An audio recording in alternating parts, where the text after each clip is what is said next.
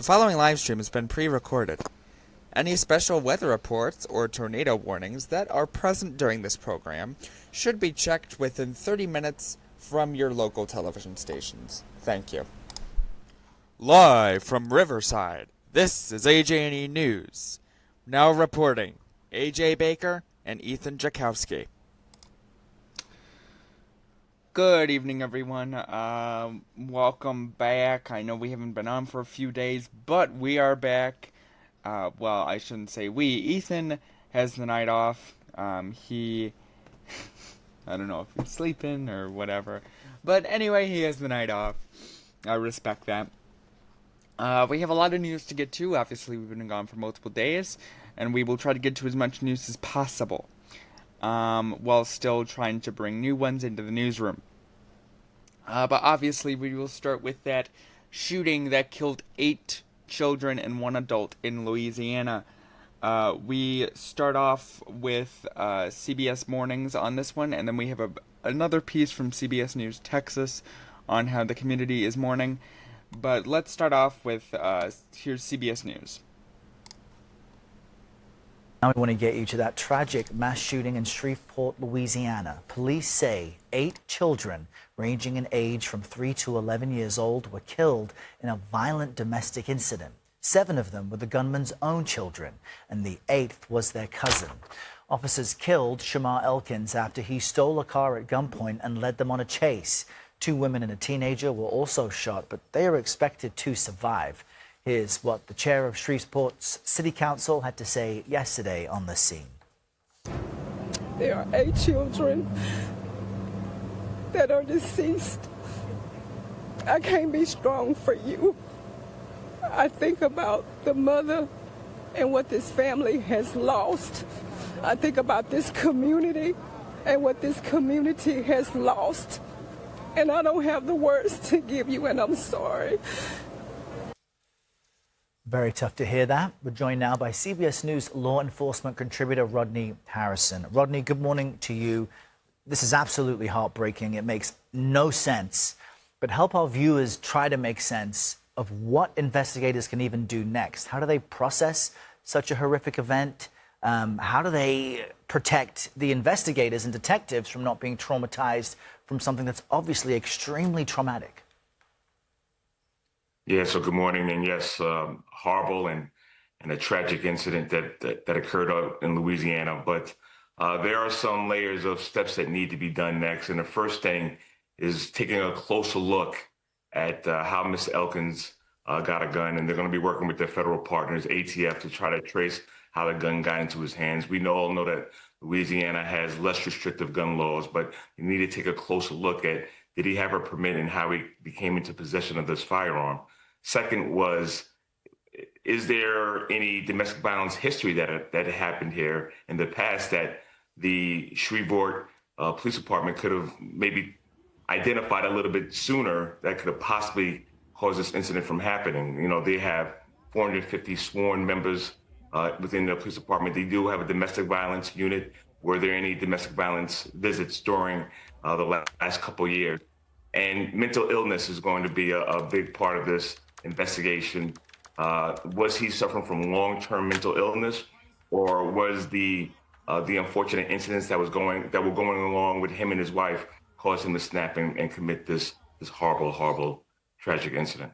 And it also highlights a disturbing fact in America where guns in the household are more likely to be used on family members than on an intruder or a stranger. What kind of wake-up call should this be? And I'm wondering if mass shootings against family members is common at all, especially when it comes to people's own children. Yeah, so you take a look at a couple states, New York, California, they have these red flag laws that allow law enforcement agencies to retrieve firearms from individuals that are gun owners that may be going through a certain situation or may be involved in some type of incident that allows the law enforcement agency to retrieve those guns before an incident like this occurs going in the future. So there are things that could be done. It's going to take some federal oversight to take a closer look at what can we do to make sure that these these firearms are not getting in the wrong people's hands, especially maybe through mental crisis. Yeah. Rodney, thank you so much. Appreciate you joining us on this horrific story today. Okay, Rodney, thank you. That was CBS Morning News with that information that they put out earlier this morning. Now we have the other piece that we were going to air on this story on how their local community is mourning. Excuse me.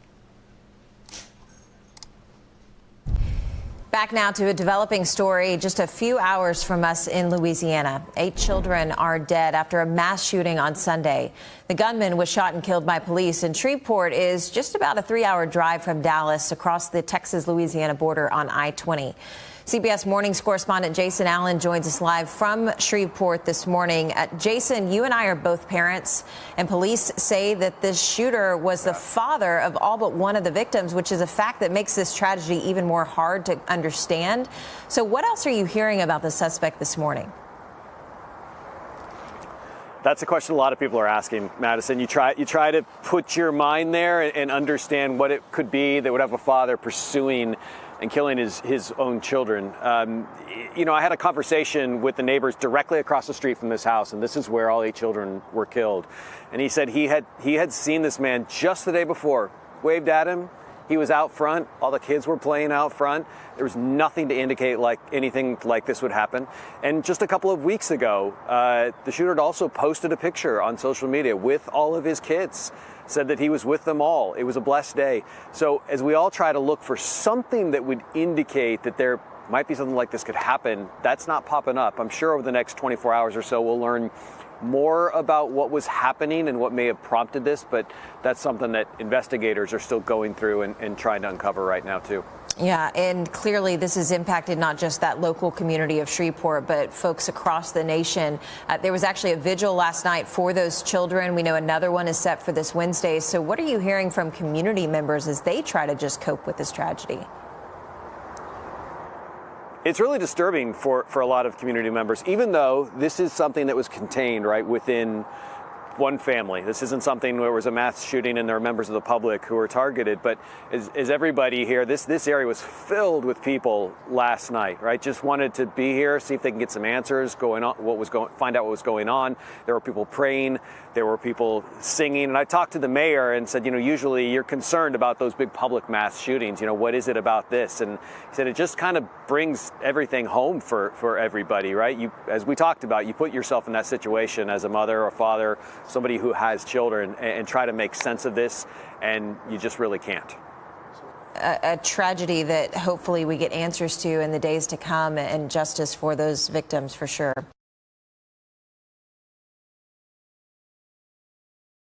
That was CBS News Texas. Thank you so much for contributing that story to us today. Okay, now our next story. At least 2 members of the U.S. Embassy that were CIA executives, that were CIA members, have been killed in a small island in Mexico.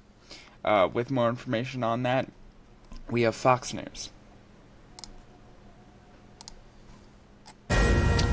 New details this hour about 2 Americans who were killed in Mexico after their car plunged 600 feet off a cliff. And now new questions about their reported ties to the CIA. Senior foreign policy correspondent Jillian Turner is live at the State Department with the latest. Jillian. Good afternoon to you, John. New bombshell reporting out now that these U.S. officials who were killed over the weekend, alleged to be U.S. embassy officials assigned there, were in fact CIA operatives who were working on a Mexican cartel drug bust. This according to the Washington Post. Now, Mexico's president, Claudia Sheinbaum, says that Americans were not authorized to be in that region of the country and may have in fact violated Mexico's national security laws. No teníamos conocimiento. We were not aware of any direct work or coordination between the state of Chihuahua and personnel from the U.S. Embassy in Mexico. So we are requesting all the information from the government of Chihuahua and also from the United States government and reviewing whether there is any violation of the national security law. At this site, it was a suspected chemical drug lab run by Mexican cartels. U.S. as well as Mexican officials managed to seize chemical reactors, mixing instruments and storage containers, gas tanks, all this in a rural part of Mexico's Chihuahua region, where these two American officials and actually two Mexican officials also with the local Chihuahua State Investigation Agency all died. There was a convoy of 5 vehicles. The crashed vehicle was in front, leading the convoy. It was nighttime. We are talking about around 2 a.m., and it appears to have skidded in one area and fallen into a ravine, causing the pickup truck to explode. So all of this, John, as you can imagine, raises some meaty questions about the U.S. relationship with Mexico. President Trump, as you well know, often touts his closeness with Mexico's president. She is now calling out the United States and saying your officials weren't authorized to be here. She's also investigating, as I mentioned earlier, to see now whether they violated any national security laws. And, John, all this against the backdrop of these two countries trying to renegotiate the USMCA trade deal right now. John. And we'll see what President Trump has to say about this now that all these details are coming to light. Jillian Turner for us. Jillian, thanks. That was Fox News on their initial alert on this story. Thank you so much for reporting on that. New news, as we're filming this, is also coming in pretty steadily into the newsroom. We will try to get as many as possible in tonight. Next up on our list of things, I'm uploading a new video into the system for later. But now, a 17-year-old, let me get this right, because I actually have the story as I'm looking for others. A 17-year-old girl, this is a tragic story. A 17-year-old girl has been charged and jailed for sexually assaulting and killing her 2-year-old sister. Obviously, this is a very tragic story. We have ABC 7 News, Bay Area, Los Angeles, with more information on this story. Developments now in the death of a 2-year-old boy in Santa Clara County. His foster brother accused of murder after the little boy was my apologies. That was a sibling. So, to repeat, a 17-year-old girl has been charged for the sexual assault and killing of her sibling. We'll get back to that. Thank you. physically and sexually assaulted. ABC 7 Eyewitness News South Bay reporter Dustin Dorsey was in court and has the latest. Dustin. Now, JR and Kristen, in addition to murder charges, the 17-year-old suspect was also charged today with 9 other and new felony counts. This after the district attorney's office says that his 2-year-old foster brother, baby Jackson, was hurt by him multiple times before his death. I can't imagine what this sweet little baby went through. Who can hear a baby cry and continue to harm them, let alone kill them? Family and friends still distraught after the death of 2-year-old baby Jackson, who was found unresponsive and injured in his crib on Easter Sunday. Police say Jackson's then 17-year-old foster brother, his cousin, had sexually and physically abused the toddler, leading to several suspicious traumatic injuries. Jackson's cause of death is still under investigation after passing away in the hospital days later. He was only 2. He did not deserve this. Monday morning, the suspect was formally charged with murder as well as multiple other felonies, including child assault causing death, sexual assault, and assault with a hair tie. The suspect was 17 at the time of Jackson's death, but has since turned 18, and Santa Clara County District Attorney Jeff Rosen is seeking to try him as an adult. This is a 2-year-old child that was horribly abused and viciously murdered.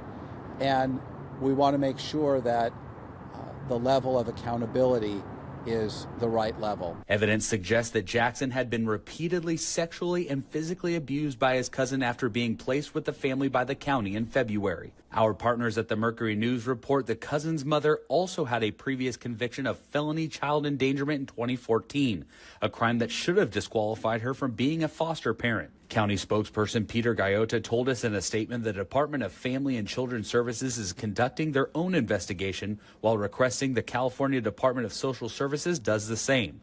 DA Rosen says he will investigate whether or not anyone else is responsible for Jackson's death, including the county he represents. This is the third child in the last couple years under the care and custody of the Department of Family and Children's Services who has been murdered. Enough. Enough. Change needs to come, and it needs to come fast, and it needs to happen now. Now, the suspect in this case will be back in court on May 21st, and that's when the probation department will make their recommendations on whether or not this case should go to adult court. However, a judge will make the final decision on that matter. For now, we are live in the San Jose newsroom. Dustin Dorsey, ABC 7 Eyewitness News. That was Dustin Dorsey, ABC 7. Thank you so much for contributing that to us. Our next story is kind of an interesting one. The FBI, the Federal Bureau of Investigation, is now investigating the deaths of at least 10 scientists. That's all that we have. The FBI is investigating the deaths of at least 10 scientists in America. With more information on this, here's NBC News. We have a piece from the Today Show. This morning, members of Congress are set to take on a deepening mystery after at least 10 American scientists, all with ties to U.S. nuclear or space research programs, have died or disappeared. It does appear that there's a high possibility that something sinister is taking place here. On Monday, the House Oversight Committee saying it will investigate the string of incidents, writing, if the reports are accurate, these deaths and disappearances may represent a grave threat to U.S. national security. It comes just days after the FBI launched its own probe. The agency telling NBC News it is working with the Department of Energy, Department of Defense, and state and local law enforcement to find answers. President Trump even said he was briefed on the matter last week.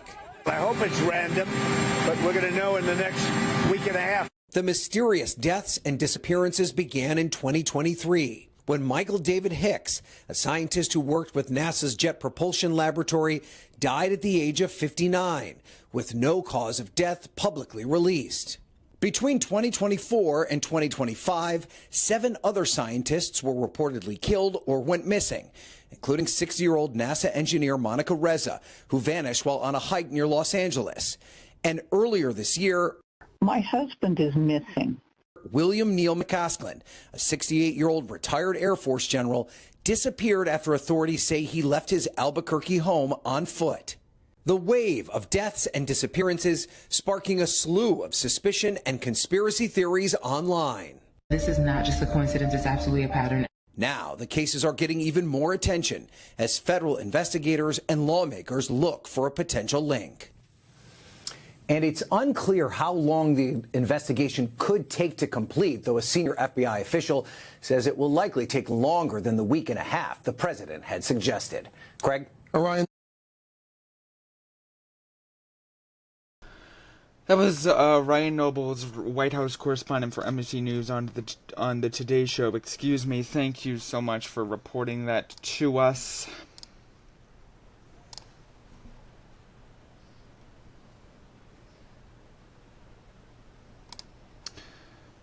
Okay, now our next story is also out of LA.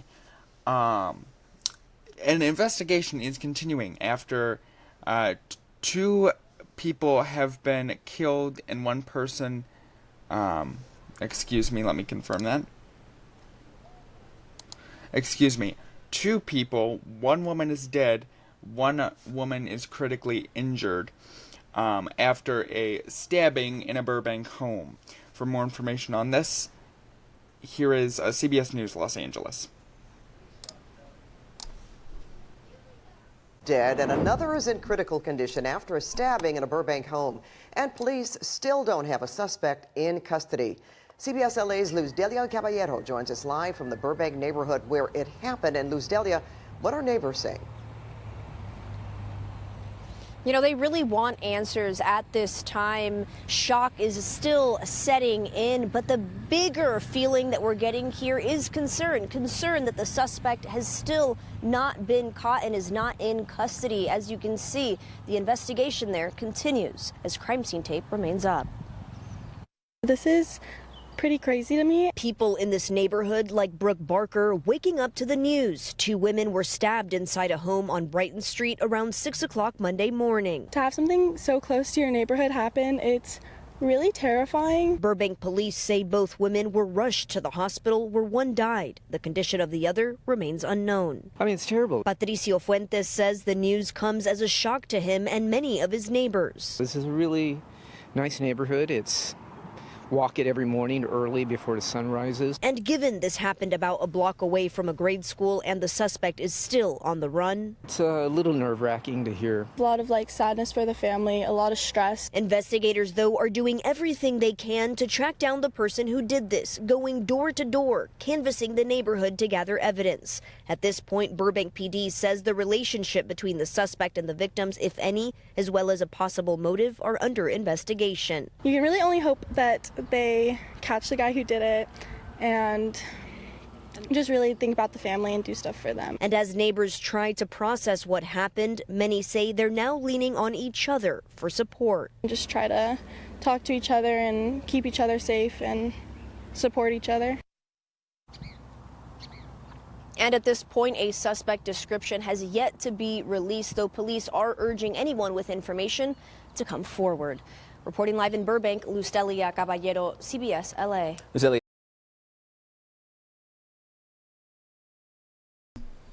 Excuse me. Okay, that was CBS News Los Angeles reporting on that for us. Thank you so much.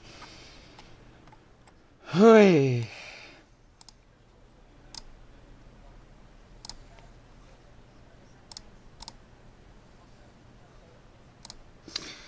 Okay, our next story comes out of North Carolina after 2 teens were killed after a fight escalated into a shootout in North Carolina. At least 2 teens have been killed. For more information on this, here's CBS News.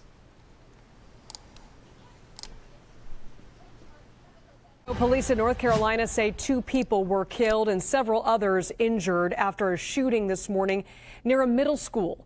The gunfire originally put the school on lockdown. Let's go now live to CBS News correspondent Chanel Call. Chanel, what can you tell us? So police just wrapping up that news conference a few moments ago, Liz, confirming today that teenagers were involved in that deadly mass shooting in North Carolina early this morning, and also identifying the 2 victims as 17-year-old Erube Romero Medina and 16-year-old Danielle Jimenez Million. Police say both of those people succumbed to their gunshot wounds at the scene. They also say when they arrived at the scene, they found 4 other victims there who suffered gunshot wounds ranging in age from 14 to 19 years old. They say that their injuries range from minor to critical. So, Liz, the big question here, how did this happen?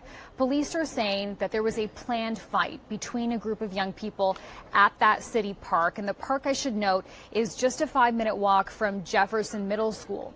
Now, the school itself wasn't the scene of the shooting. This all happened at that park. But because of what happened at the park, the school was locked down for a short time, ultimately reopened later on this morning, early afternoon. As for where this happened, it's the west side of Winston-Salem, North Carolina, about an hour north of Charlotte, North Carolina. And police say that fight basically turned into gunfire escalating into a mass shooting. Here's more from police. Continue to have the conversation with our kids. We got to tell them to stay away from fights. I feel like I just had the same conversation about our cell phones and fights, and how just having those phones out, how that changes the behavior of our youth. And I'm saying it again. Stay away from the fights. It's not the same as it used to be. I know I sound like the grumpy old man when I say that, but these fights now lead to weapons and shootings and videos, and we don't come back from that. And so, Liz, I think this is one of the most striking pieces of information to come out of this news conference, right? Mass shootings are always terrible. They are always tragic. But when they involve young people, it definitely elicits a different kind of reaction. So here's more from a local resident we heard from. Well, it was scary because you don't know if not only your child or grandchild or niece or nephew is hurt, just any of the kids. But it's just like panic sets in because there are these shootings near schools or dealing with our kids is happening more often. And it's like, it's not slowing down. It's like becoming almost normalized when you hear, oh, it's another school shooting. And in reality, it shouldn't be normalized. At the end of the day, we all might have some responsibility in it as the grown-ups and the older generation. And Liz, the North Carolina State Bureau of Investigation says that the scene is now secure. They call this an isolated incident. And the Winston-Salem Police Department, they will now lead the investigation going forward. Back to you. Chanel Call, thank you so much.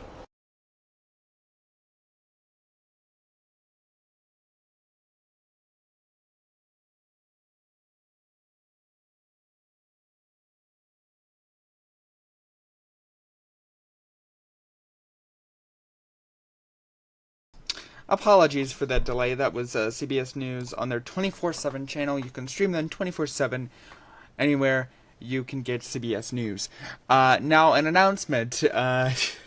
Ethan is coming in to the newscast. He is available now.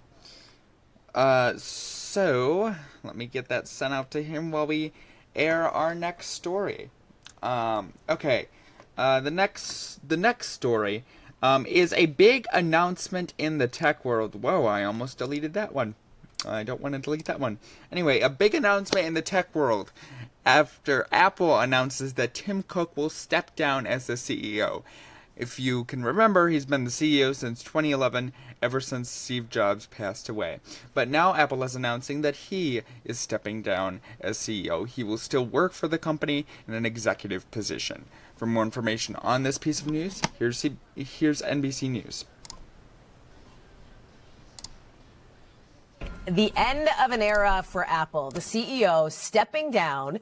Tim Cook transitioning to the executive chairman. He's led the company since taking over for Steve Jobs in 2011. Let me bring in Christine Romans, who's joining us now. This dropped right as we were coming on the air, Christine, and it's super interesting here. You know, Apple's been doing well lately. Why the change now? What's going on? You know, Tim Cook has 15 years at the head of a storied American company, and really the run has been remarkable. He is seen as one of the most, if not the most successful tech CEO in history. And the stock, if you own Apple shares, you like to buy to that Apple, because Apple shares are up 1,700% since he became the CEO. These jobs, this kind of job at Apple doesn't change very often. I mean, he took this job over from, you know, Steve Jobs, who was a legend, right? And really kind of larger than life. And a lot of people said, how is Tim Cook going to be able to make his own mark on this company? And he really has. So this is kind of a transition a lot of us have been waiting for and wondering when it would happen. He's staying on running the company this summer and then transitioning to this other executive chairman job later.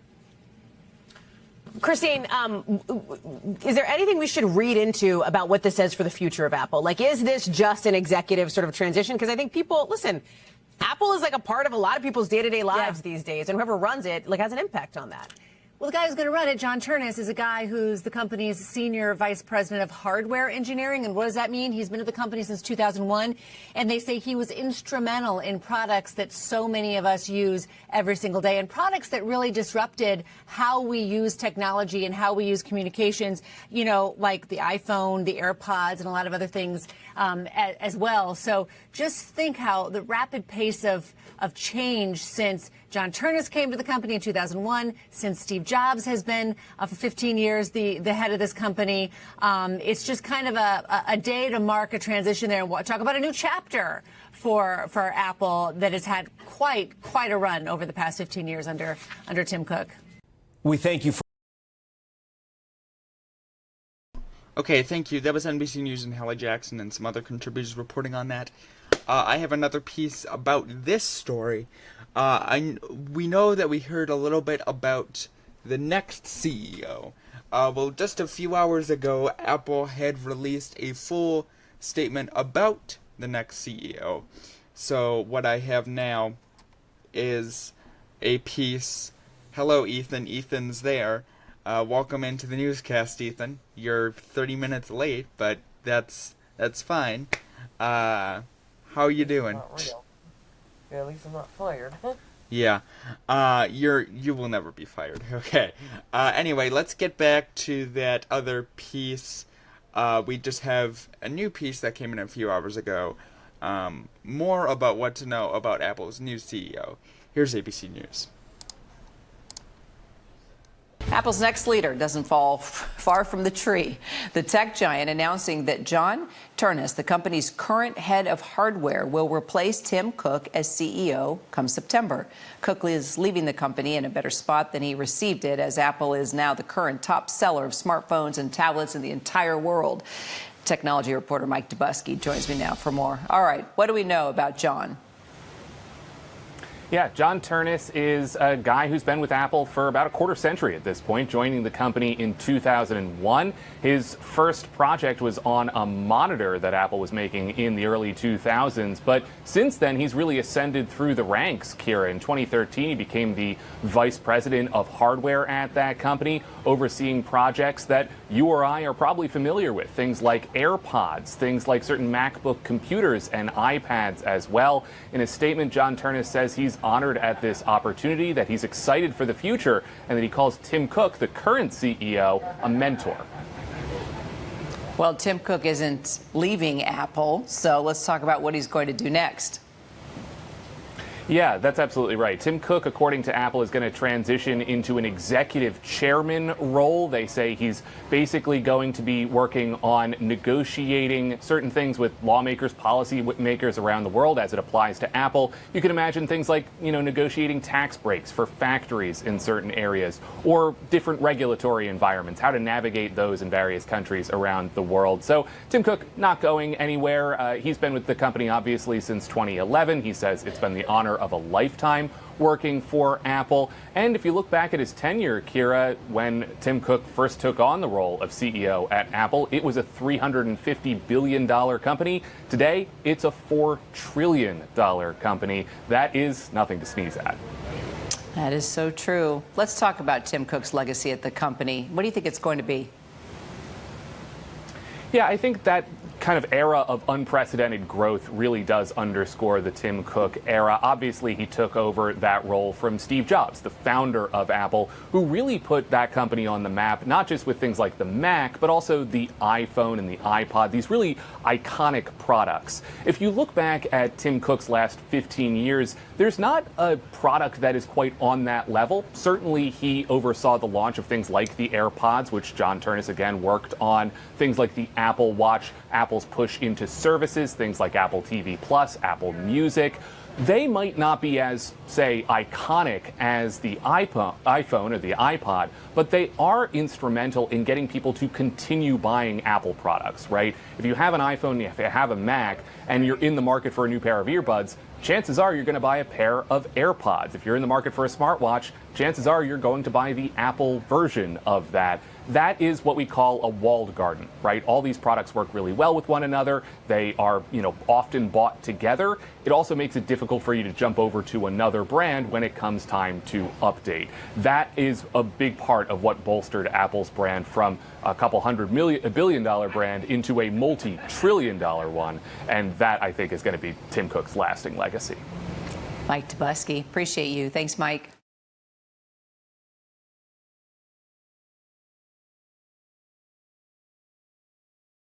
Okay, thank you, Mike. That was ABC News Live reporting on that story. Ethan, I am pushing your stories to you, but you have the next one out of Boston. All right, I hope on. it's about traffic. All right, hold on. I got to plug my computer in because it was about to die. Let me get that plugged in really quick. There we go. Okay. Now, my phone for the news. Hold on.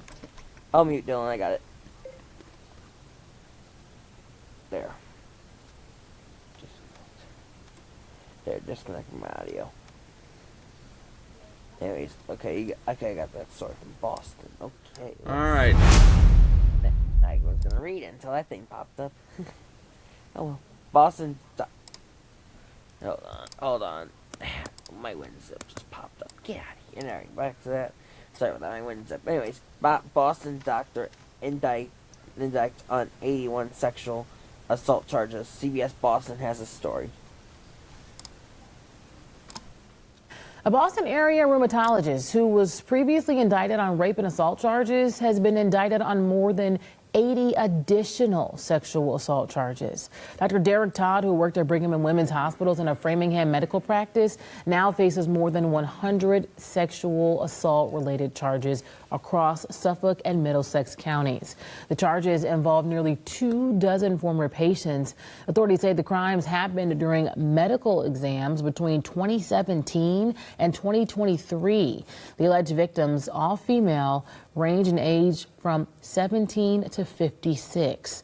The Suffolk County District Attorney called the scope of the allegations unprecedented. The allegations contained in these indictments outline serial sexual crimes that have little or no equivalent in the history of Suffolk County. Simply put, the scale of victimization and the magnitude of trauma left in the wake of these allegations is something we have never encountered. Dr. Todd was already facing 20 charges from Middlesex County involving 11 other victims. He pleaded not guilty.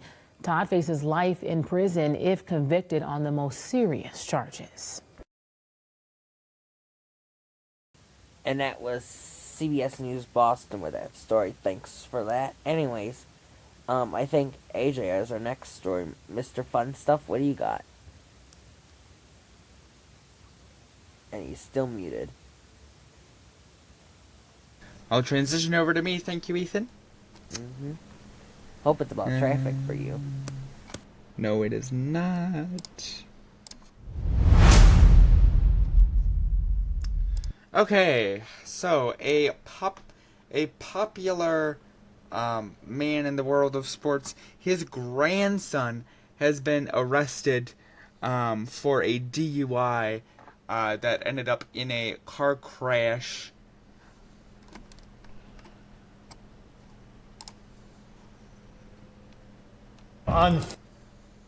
Anyway, we have coverage for that story, as you can see here from CBS 17. They have a little bit more information on the story, and we'll take it over to them. Unfathomable sadness. That is how a Durham mother is describing losing her teenage son tonight. Yeah, police say the grandson of former Duke basketball coach Coach K hit the 15-year-old while he was riding his electric bike. CBS 17's Barron James is live outside of Cardinal Gibbons High School. And Barron, that team was a member of the class of 2029.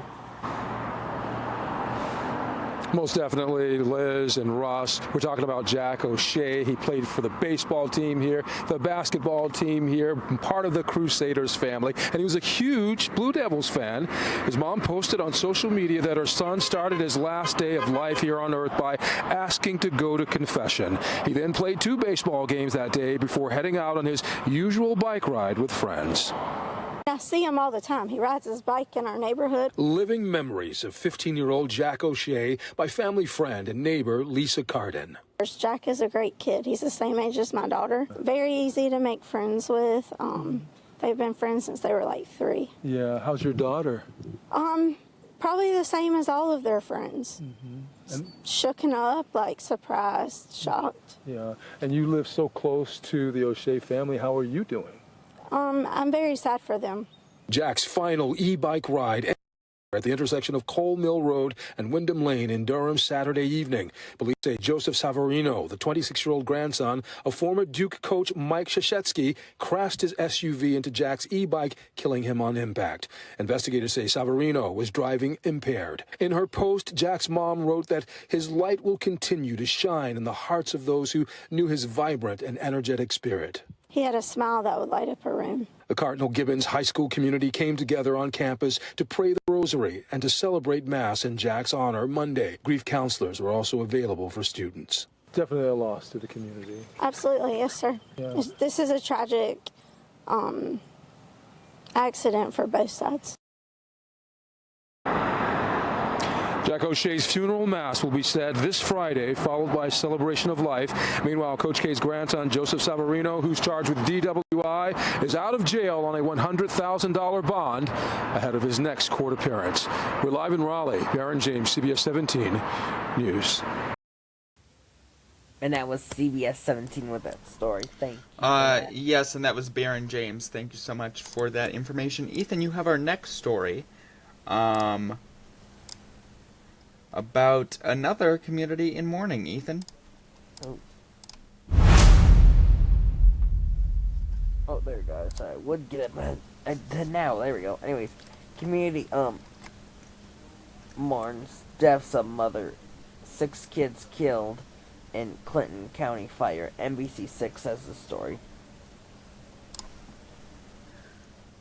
Tragedy striking Clinton County when a propane explosion claimed the lives of a mother and her 6 children yesterday morning. CBS 21's Andrew Klein hearing from the community in the aftermath of the fire. Officials here in Lamar Township tell me the father of the family returned to his home yesterday to see his house in flames. Inside was a 34-year-old mother, Sarah Stoltzfus, with her 6 children. A neighbor across the street tells me he first heard the explosion while he was making breakfast yesterday. By the time he told his wife to call 911 and he got outside, he heard another explosion. Another gentleman who grew up just a few houses down the road calling all of this unthinkable. That's something hard to grasp, I'll tell you that. Something you think would never happen in your own community. It's really tough. A neighbor across the street also told me he interacted with the family often. He said they were great neighbors. He even told me a story from this past winter. When he came outside, his driveway was completely shoveled. He didn't know how. He didn't ask anybody to do it, but he found out it was from one of the little boys that lived across the street. I'll send it back to you guys. In the meantime, a Center County Fire Company is holding a benefit event for David Stoltzfus, the surviving father and husband of the Stoltzfus family. The Howard Fire Company is offering 4,000 chances for 3 people to win an Amish buggy ride for 2. The rides will take place on May 4th from 5:30 p.m. until 7:30 p.m. Each will be about 30 minutes long. In the meantime, Geeden Funeral Homes and Cremation Services in Lock Haven is in charge of arrangements for Sarah Stoltzfus and her 6 children. The funeral home's Facebook page says visitation will take place at 409 Auction Road in Mill Hall from now until the time of the funeral on Wednesday morning at 10. And that was NBC6 with that story. Thanks so much for that story, and we want to thank Andrew, whoever, with that bonus CBS story as well.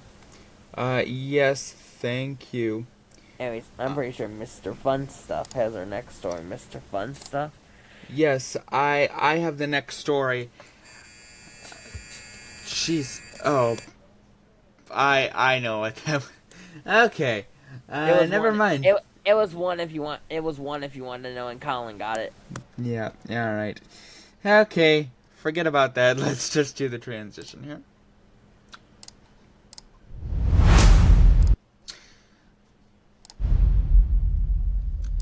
Okay, thank you so much, Ethan, for reporting on that last story. Now we have a small plane that crashed into a warehouse, and the pilot has been hospitalized. For more information, we have a short clip from KTLA 5 News. Breaking news now from Pacoima. A small plane is crashed in a parking lot. Let's get up to KTLA's Rich Prickett in Sky 5. Hi, Rich. Yeah, it's a small plane that nosedived into a O'Reilly's parking lot here off of Van Nuys Boulevard and Sutter here in the Pacoima area. Now, we know that the pilot, a 70-year-old man, was transported, unknown condition. That was just moments ago, but a plane crash lands here, possibly on approach to Whiteman Airport here in Pacoima. And as we learn more information throughout the day, we'll certainly let you know. But there was no fire from the looks of it here, but the plane is certainly badly damaged. Live at Sky 5, Rich Prickett. Send it back to you in Hollywood. Rich, before we let you go, one person transported. We do see some vehicles in the parking lot. Everybody else okay that was on the ground? Nobody was hit that was a bystander, right? Yeah, miraculously so. We haven't heard any injuries as far as people that were in the parking lot. It doesn't look like it clipped the building or any of the other cars, at least from our initial look here. But you can see the parking lot is basically closed at this point. We'll need to bring in some investigators and, of course, remove the wreckage. But as far as we know, just the pilot that was transported in unknown condition. All right, Rich, thank you so much for that update. Okay, I'm sorry, I was unmuted. That was Rich from KTLA News, KTLA 5 News with that story. Thank you so much. Ethan, I just sent the next story to you. It is out of Dallas, covered by CBS News. Anyway, Ethan, why don't you tell us what it is? Alright. Thanks, AJ. Anyways, Dallas police released body cam video showing officer attacked before weekend shooting. CBS News has a story, and I'm going to mute the TV just in case the buzzer goes off. If I can find the stupid mute button. Afternoon, Dallas police released some body camera video from a shooting involving one of their officers. This one happened over the weekend. That officer was attacked just before the shooting. And actually, we got Bo Evans joining us live from Dallas Police Headquarters to walk us through what happened this afternoon. Bo? Yeah, Doug, this was an interaction between 27-year-old Jeremy Mays and Officer Ashton Rosebud. But it wasn't even Mays' first interaction with law enforcement that night. Hey, I'm not getting in your pockets. I'm not going in you. I'm just patting you down. This is my lady right here, bro. Okay, hop in with her. That's fine. So right here, Mays is stopped by two other Dallas police officers as he's walking on North Central Expressway. Now, officers had a brief interaction with Mays, but a woman pulls up behind them and Mays says it's his ride and gets in the car. The two drive away and then just 10 minutes later are stopped by Officer Rosebud on Preston Road. That's when Mays gets out of the car and approaches Rosebud. The officer tells him to step back, and Mays says, without prompting, that he has no weapons before punching Rosebud in the face. Rosebud falls down, and then he fires his gun twice, hitting Mays in the stomach. In today's news conference, we see a picture of Rosebud bloodied, and that was shown to the media. Our officer was violently attacked, punched in the face, has 3 broken bones in his face, along with a broken nose. Needed stitches over his eyes, internal stitches and external stitches, due to the injuries that occurred. So Mays has been charged with aggravated assault of a peace officer, and he's still in the hospital. Rosebud, meanwhile, he's been released from the hospital and is recovering at home. He is on administrative leave, which is standard operating procedure. Doug in Dallas, Bo Evans, CBS News, Texas. All right, Bo. Thanks for that story, and that was CBS News with that story. And I'm pretty sure Mr. Fun Stuff has our next story, don't you? Yes. Thank you, Bo. From Bo Evans from CBS News, Texas. Thank you so much for reporting on that story for us. And okay, so our next story. California officials are officially warning civilians after mosquitoes are found very early this season after a very long winter, or that's at least what officials say.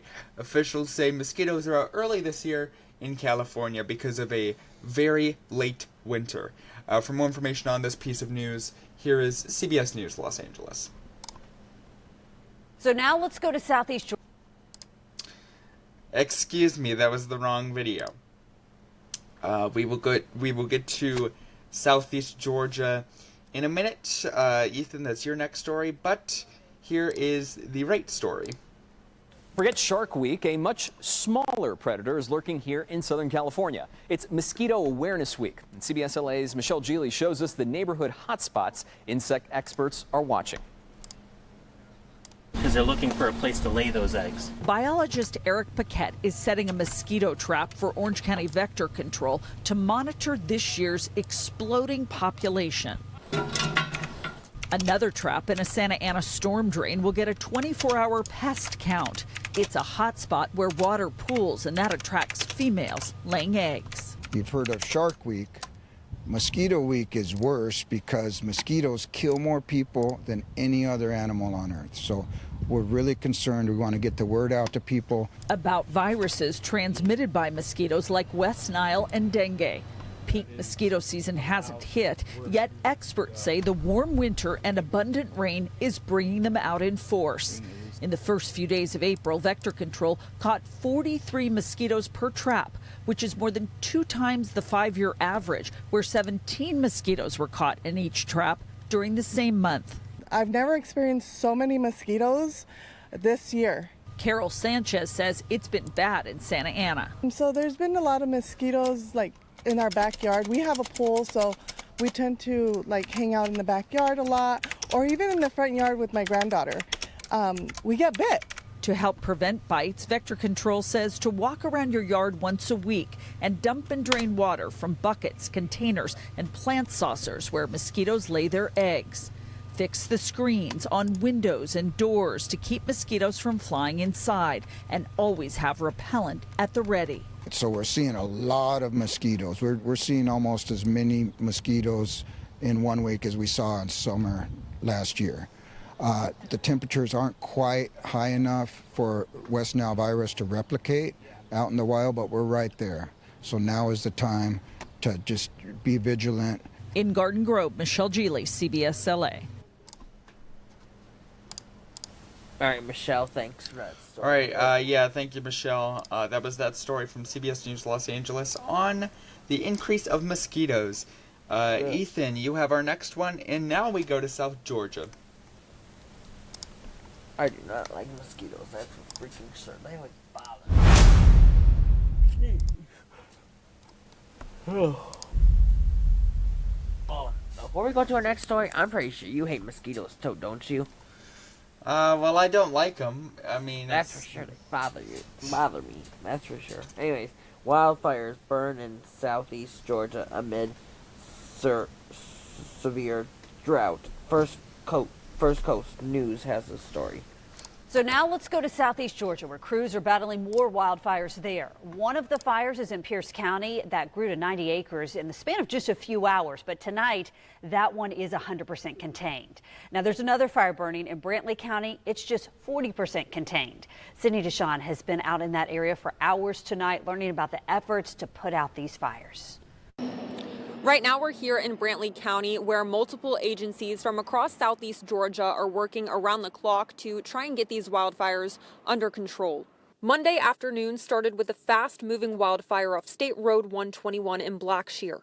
It grew from 30 to 90 acres within a couple of hours. As far as for Pierce County, this is a pretty large fire for us. Pierce County Fire Chief Chris Todd says dry conditions and strong winds made this fire difficult to control. The biggest thing we got right now is wind speed, and the fire's making its own wind.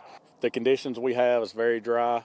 There's a lot of fuel, so the fire's being pushed by the wind, and it's just a lot of trouble trying to get the fire stopped because of the conditions we're having. We spoke with people who live nearby. They say they're grateful for the quick response. They've done a good job. And just miles away in Atkinson, another wildfire broke out in the evening near Highway 82 by Morgan Automotive.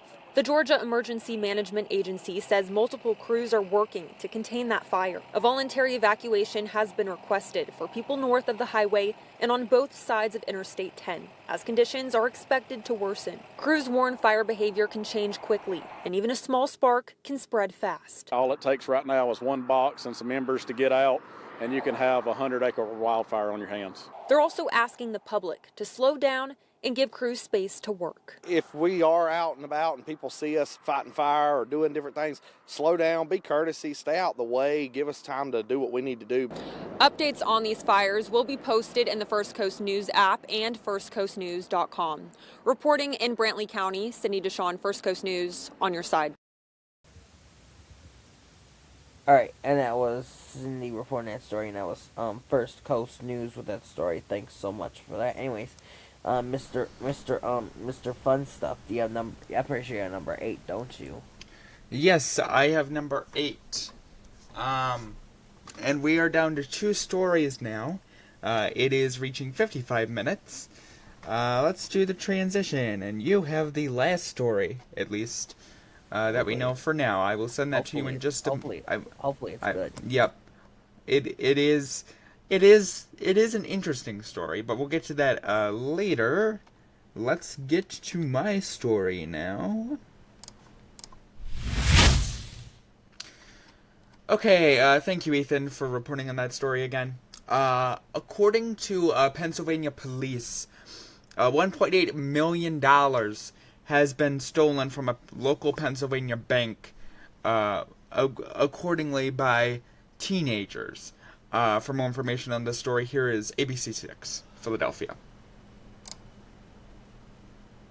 At this hour, the daytime heist of an armored truck. Sources telling Action News $1.8 million was stolen when a pair of armed men robbed the truck in Tacony this morning. Yeah, the thieves' getaway vehicle has been found by police, but no sign of the suspects. Here, Action News reporter Becca Hendrickson live at the scene where it happened with the latest right now. Becca.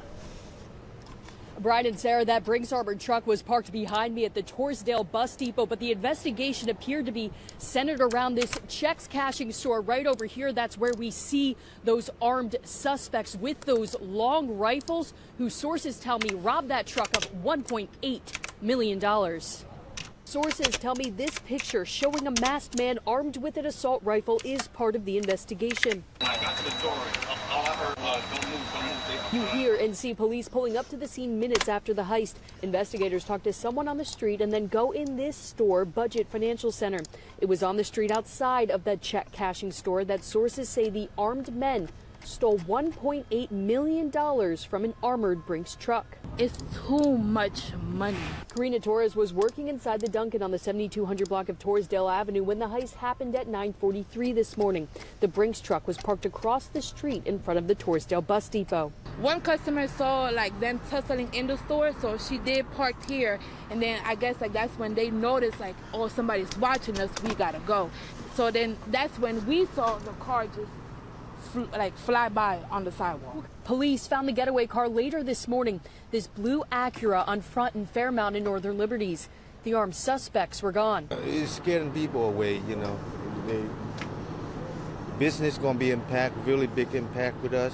Businesses on the block in Tacony say they're worried about the impact of this violent crime, while neighbors were shaken to learn what happened so close to home. And I've been coming to this particular Dunkin' Donuts every single day. Workers say the crime makes them feel unsafe. So, they could just bent over and then give me unsafe. So, every single day. Workers say coming to this particular Dunkin' Donuts every single day. Workers say the crime makes them feel unsafe. So, they could just bent over and then give me everything. You know what I'm saying?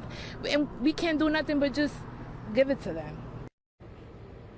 You can understand that fear from some of those workers, especially after seeing these armed men with those long rifles. And police do say at this point those armed men are still on the loose. The FBI handling this investigation. Okay, that was Becca Hendrickson from ABC6 Philadelphia. Again, that was a bank's truck that was transporting at least $1.8 million in worth of cash value until some teens decided to steal the money. Once again, thank you to ABC6 Philadelphia for reporting on that story for us. And Ethan, you have our final story for the night. You don't normally get our final stories, but this time you are lucky enough to get one. And again, I do not control who gets the final story. It's just back and forth. But we have some new information in a new investigation in sports this evening. Ethan? I was trying to tell you to mute your mic because your mic was unmuted again. Yeah. Okay. Moving on. Anyways, NFL ahead. Alright, we're gonna turn now to our NFL draft, actually, which is a surprising story. Warn of increased risk, large events being for human trafficking. CBS Philadelphia, not Philadelphia, CBS Pittsburgh actually has a story. Yes, so just for more in-depth before we get to the piece, there is going to be a new study that involves, there are new concerns from officials in Pittsburgh saying that sports events like the NFL draft could put people at higher risk for chances of human trafficking. Here's CBS News Pittsburgh. Huge events that bring in lots of visitors can also create an increased risk of sexual violence and trafficking, according to Pittsburgh Action Against Rape. Trafficking doesn't look like what you may see in the movies. Gail Brown from PAR says it can start with what seems to be just an invitation to a party.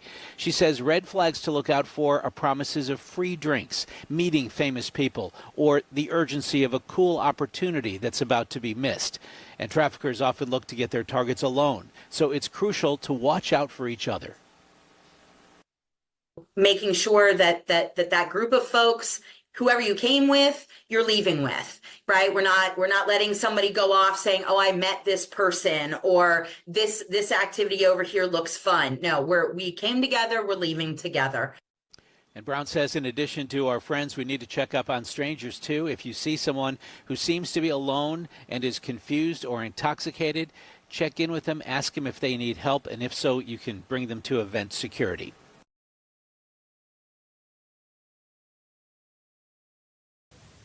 And that was CBS News Pittsburgh with that story. Thanks so much. And that does it for our news this evening with 1 hour and 8:20 to go. AJ, muted. So yes, we are now on 1 hour and 1 minute. We will have 1 extra minute to close everything out just as usual, so this thing will be 1 hour and 3 minutes long. But anyway, there are many people we would like to thank. We would like to thank ABC 6 News Philadelphia, CBS News Pittsburgh, CBS News Texas, CBS News just in general, CBS News, NBC News, The Today Show, First Coast News, everyone that helped out in tonight's production. Thank you so much for supporting us. Your credit will be given where it is so well deserved. Anyway, with that, I also want to say that news shorts will be pushed out along with every newscast by the night or the next morning. Me and Ethan, because I have an event, we will be off tomorrow. So we will hopefully see you back Thursday with more news. For now, I'm AJ Baker. I didn't expect you to have the night off. Jeez. Yeah, I'm a very busy person, but for now I'm AJ Baker. And I'm Ethan Jakowski, and we hope you guys have a good night. Maybe we'll see you Thursday, who knows. If we're not busy anyways, I should not be busy, but who knows. Good night.